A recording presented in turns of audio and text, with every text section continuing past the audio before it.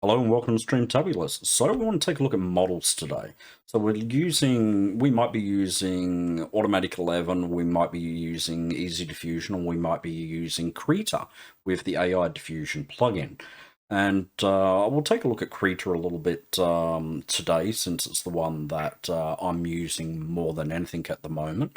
But we want to take a look at the understanding of little bit on how AI works, the models that are involved, what that actually means, and how that actually affects what you're actually doing.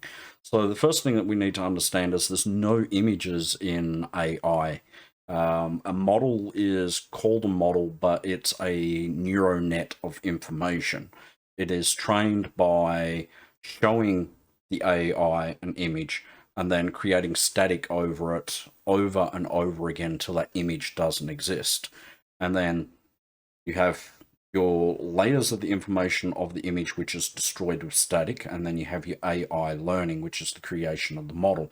That creation of the model is ones and zeros, and what is done is the AI recreates static and it puts static over and over again, and it tries to use its language model to create the interpretation of what you're saying.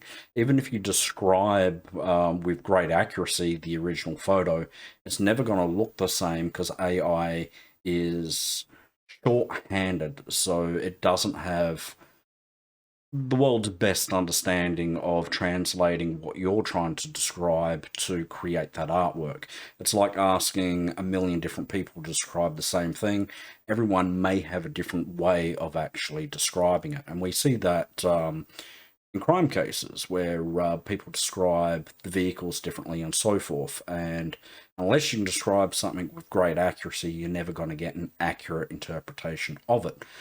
And then the way the AI art generators are used is you're describing something which is usually very unique, and the AI is taking its trained learning and trying to use that information to create what you want. Now, this is where the understanding of having more models comes into play. So we'll go over and we'll just take a look at a Stable Diffusion page quickly, right after the intro.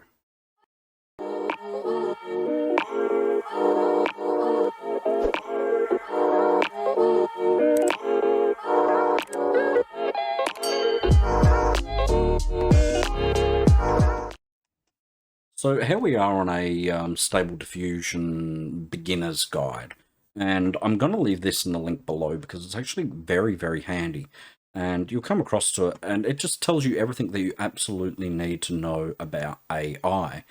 And when you're beginning out, you might just be using a basic model, but you're going to need to know how to navigate CivitAI and what you're looking for. CivitAI, always an extra I there.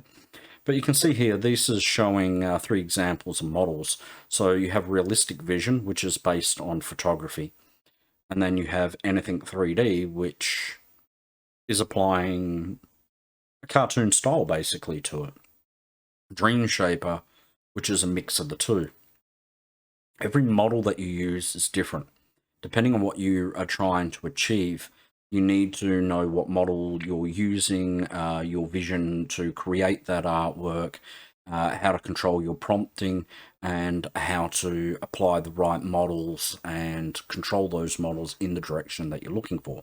But there's a lot to it. There's not just models. We also have things called the hyper networks, which are other neural networks, so other models, but they're neural networks, which have descriptive information to change the way a model is working. So it might describe more details of what a dog looks like, or a superhero looks like, or perhaps what a cartoon looks like, that it's not realistic, that it's usually a more limited color palette and styles like that, so they can be ejected into the model to help control it.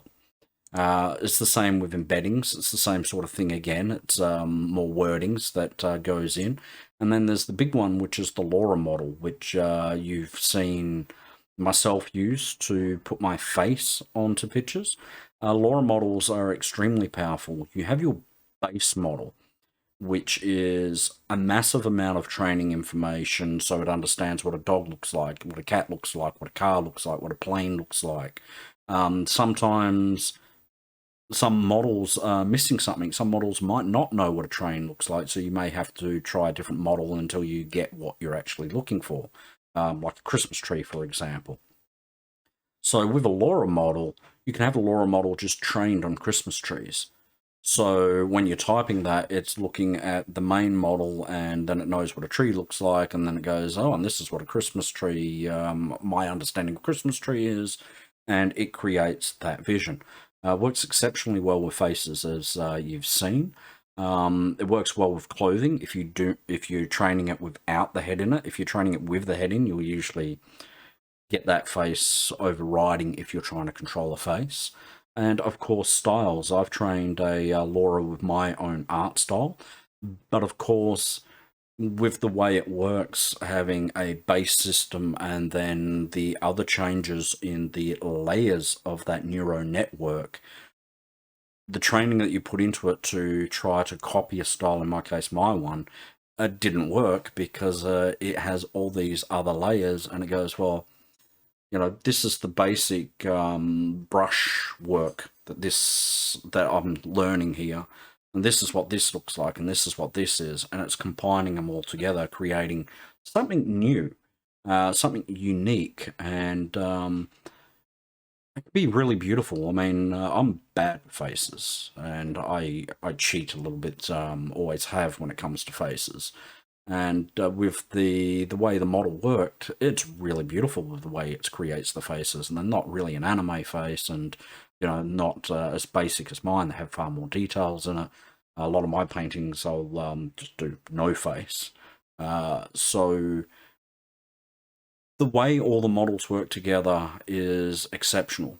And then you have the base model, the AI, the core of it, and it is, I mean, say like an onion. It's got lots of layers to it. So there's lots of neural nets, so models within models. So one model will contain, so it's static information, it's what it understands of image, which isn't an image, it's ones and zeros and combining static together to try to create a picture. Kind of like looking up at a cloud and saying, I can see a puppy in the cloud. So you can think of it like that. It's looking at the static and it's trying to see something in the static and create it based on what you're telling it. And then it's got the language model. It may not have the best language model. Stable Diffusion 1.5 models don't have the best language model, so when you're typing in the prompts, they don't come out as well. If you've tried Bing, for example, which is paired with, I think it's DALL-E for its art generator and ChatGPT for its language model, it uses that together and it has a better understanding of language and how to use that language with its understanding of how to create an image. So you get really precise creations a lot of the time. When you're looking at a art generator that's using stable diffusion as the core, depending on the model, it changes the way that language is working, it changes the way the images is working, everything changes. For some trained models, as you're coming down the layer, we have something which is called clip skip. And the last layer, you can think of it like a cleanup, a refiner, where it's making something look more detailed and more realistic. But if you're wanting to do, say, an anime look, you want to turn off the last layer of that AI and not use it. So you'd set clip skip to 2. So 1 is using everything, 2 is going through, it gets to the last layer, and then it doesn't use the last layer. And that's something that you need to look at when you're using your models and what you're using. You sort of have to play with it and find that balance and what you're actually doing. So we'll come across to CivitAI, which is what we want to look at today and show you guys how to use it and to navigate it. So, and you'll see here we have a checkpoint. And this is game icons, so it's specifically made to try to create icons. This one here is Laura's on unicorns, and we can come down, we can see control net. Control nets are the core model, they're the big ones, and Laura's are the trained ones. Now, some people have said they've gone onto this page and it looks very different. That may be where you're clicking. You're on home. If you come across to models, it will open up your models. Now, I'm not signed in because some of these will be blurred out for obvious reasons, which we've discussed before. But those are normally trained with more skin realism. So Juggernaut XL is a fantastic model, and it's gotten a lot faster. If we open this up, the first thing we'll see across the top here is all the models going back to the first model. So, and down here, this is a SDXL1 model, and we haven't gone to SDXL's 2s as yet, so we're still on SDXL1s, but we have turbos, run diffusion, which is a lot faster. These are all little changes which have been added on. Depending on what you want to do, I find if you've got the storage space, more is better. You can come through and click on this information here, and it will tell us the prompt. And we can copy that prompt and we can try to recreate this image.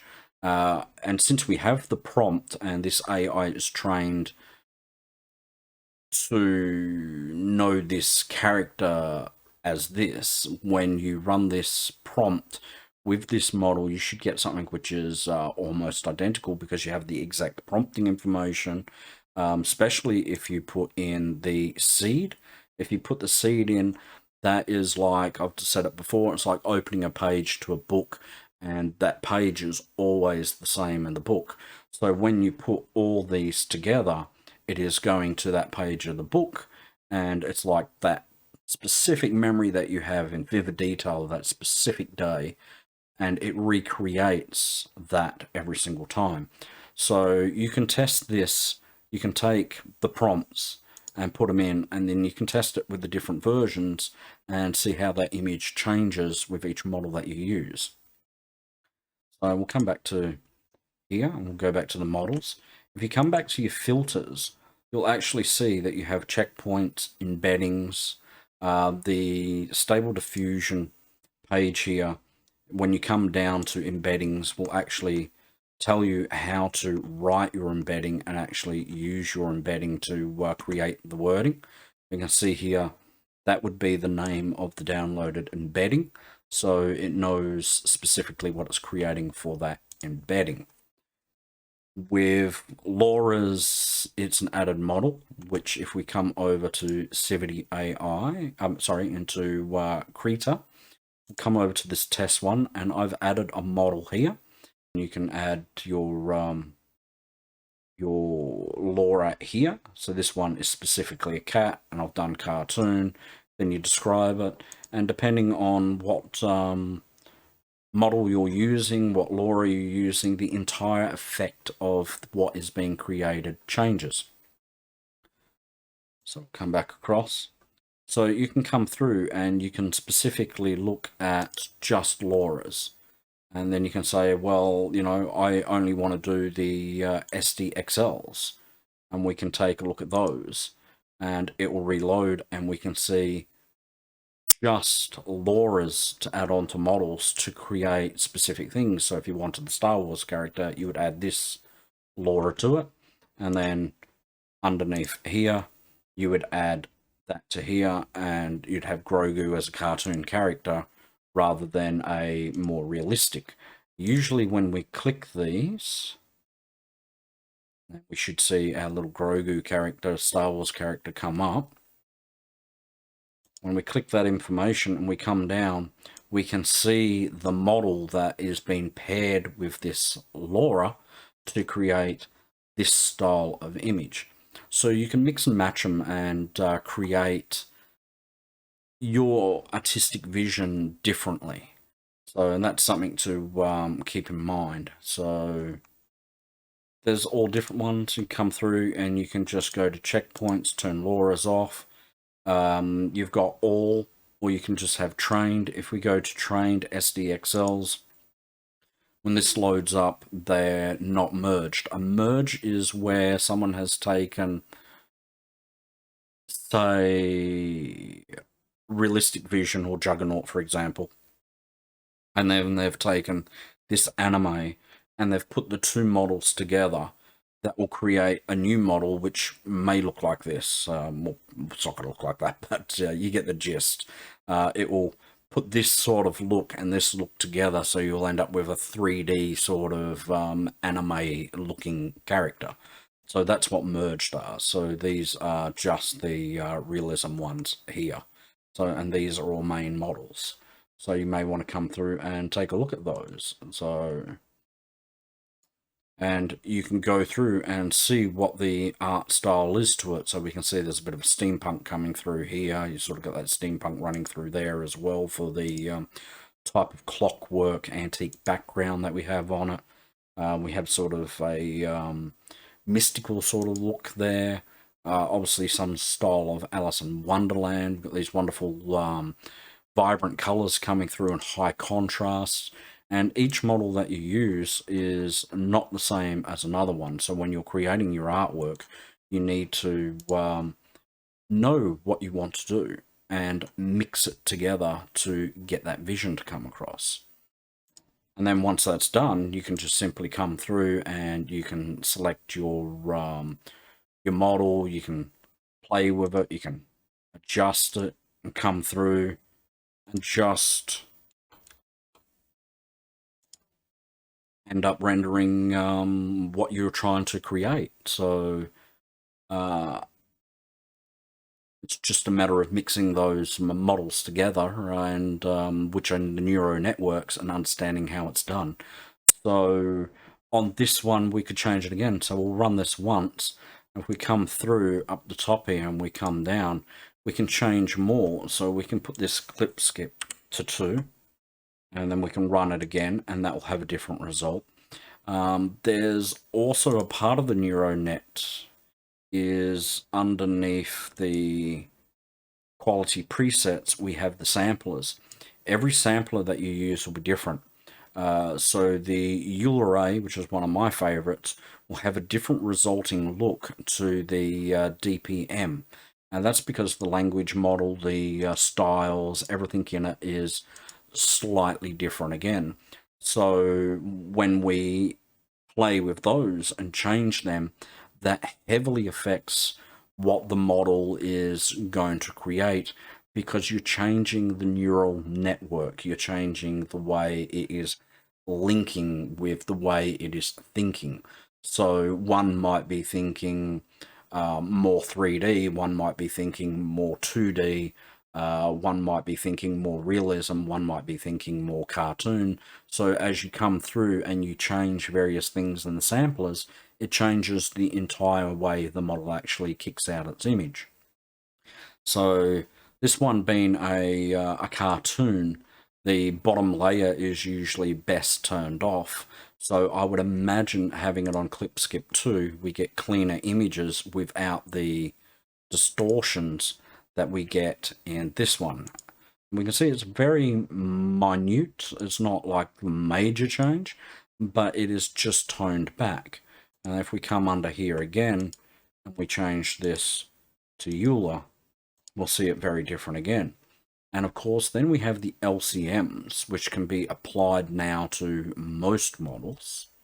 I don't think it can be applied to a SDXL. I think it can, sorry, to an SD 1.5. I believe they can only be applied to a SDXL. But we'll take a look at it and we'll see what happens. So first of all, we'll do the EULA A, and we'll see how that actually affects the model. We know this is the style of this one. See, just they're the same. That one's the clip skip on it. So this one's got more rounded 3D balls on it. This one sort of start to lose that detail of that 3-dimensional, which is what you'd expect. And you can see with the EULA A, it is just completely different again. It's not even the same. And so it's changing the way that model is handling the information. With an LCM, the guidance strength needs to be dropped down, I find, on 2, and usually you would turn the sampling steps. The more steps you have, the more work it puts into creating the image. So the guidance is towards the prompt line. But it also, the higher that is, the AI has more free liberty, so it thinks more.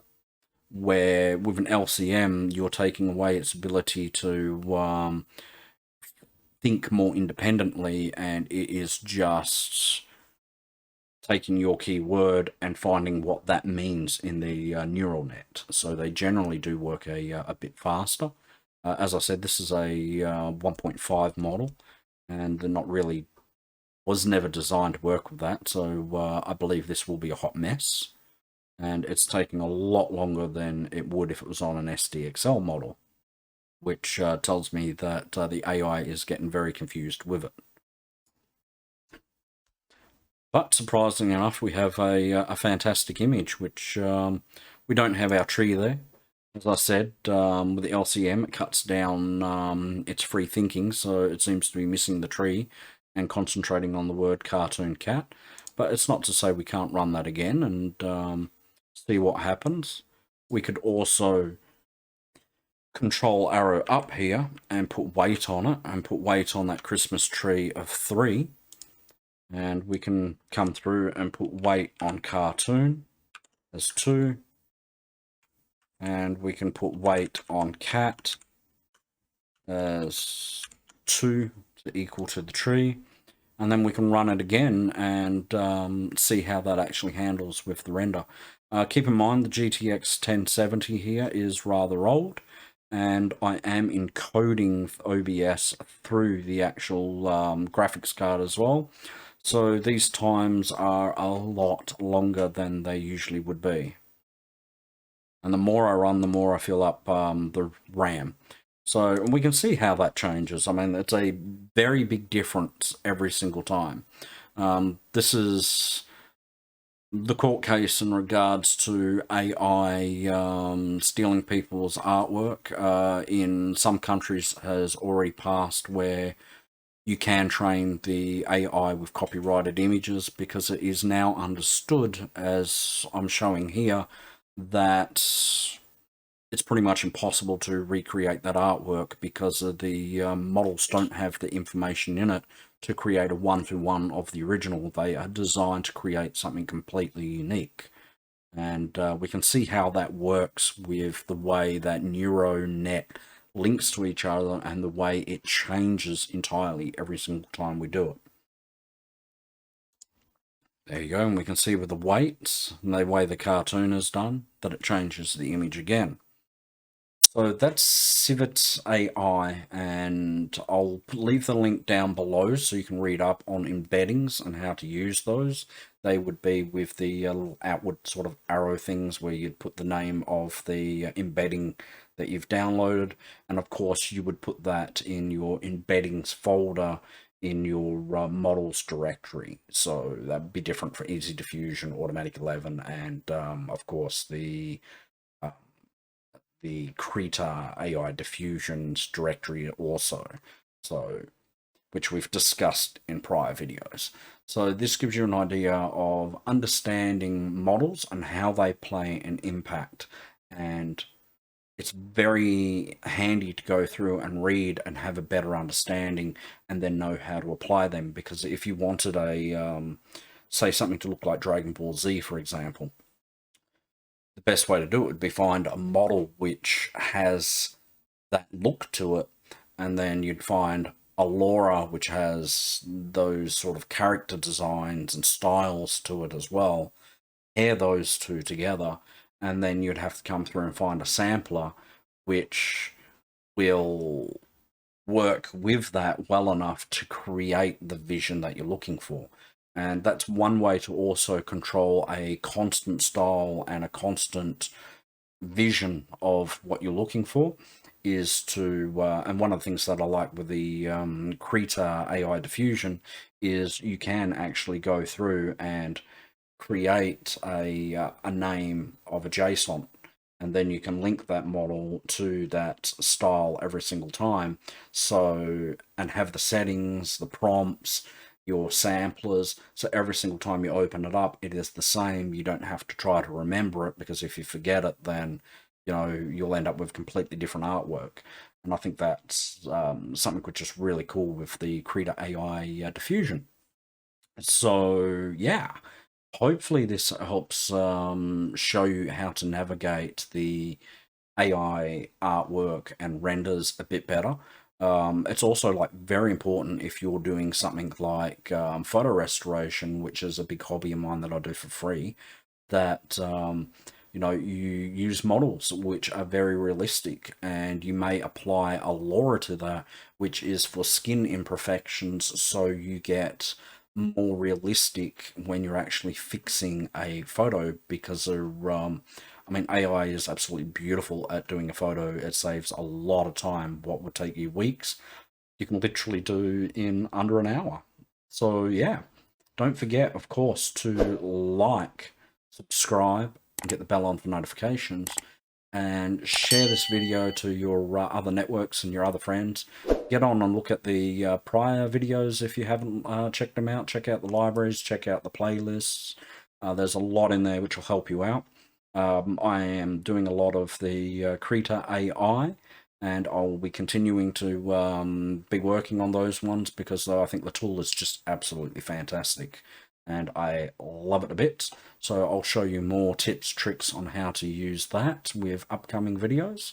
And of course, I will see you in the next Streamtabulous video. Thank you for watching my video and sticking around to the end. If you like my videos, it'd really help me out if you could like and subscribe. It helps the YouTube algorithm to push my videos out there to more viewers, which in turn helps me and helps everyone. So thank you for watching my video and hanging around to the end, and I will see you in the next video.